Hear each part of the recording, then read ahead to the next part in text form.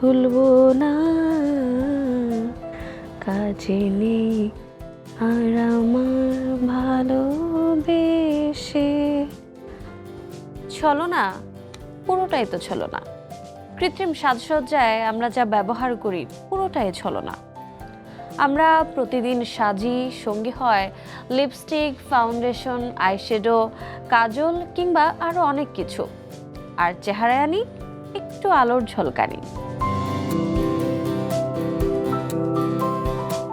কিন্তু আপনি জানেন কি, এই যে আলো, ঝলমলে আলোর ঝলকানি, তা অনেক সময় জ্বলে ওঠে কারো আর্তনাদ আর নীরব কান্নার ছায়ায়।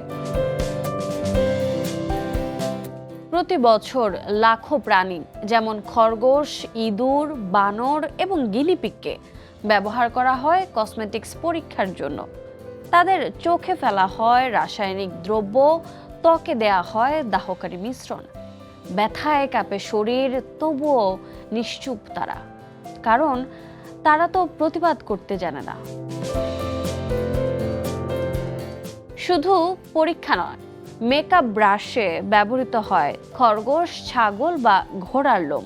এই লোম কেটে নেওয়া হয় জীবিত প্রাণীদের শরীর থেকে। প্রচণ্ড যন্ত্রণায় তারা ছটফট করে, কিন্তু তারা তো শুধুই উপাদান। তাদের কষ্ট কেউ দেখে না। দেখে কি?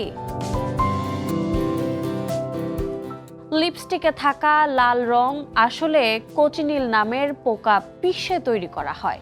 স্কিন ক্রিমের নরম ভাব আসে ভেড়ার ল্যানোলিন থেকে। সাবানের মসৃণতা তা এসেছে পশুর চর্বি থেকে। এত সব জানবার পরেও আমরা এগুলোর ব্যবহার কমাতে পারি না। তবে একটা উপায় তো অবশ্যই আছে, আর তা হলো আজকাল অসংখ্য ভেগান এবং ক্রুয়েলটি ফ্রি ব্র্যান্ডের দেখা মিলছে বিশ্ববাজারে, যেমন দ্য বডি শপ, লাশ, ELF, প্যাসিফিকা, ফেন্টি বিউটি এবং আরো অনেক।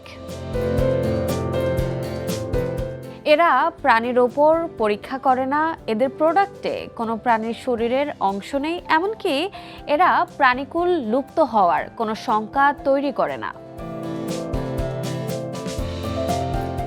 সৌন্দর্য যদি হয় সহানুভূতির প্রতিচ্ছবি, তবে আমাদের রূপচর্চা হতে হবে সচেতনতা আর সহমর্মিতার প্রতীক। আপনার একটুখানি সচেতনতা বাঁচাতে পারে এক বা লক্ষাধিক প্রাণীর জীবন।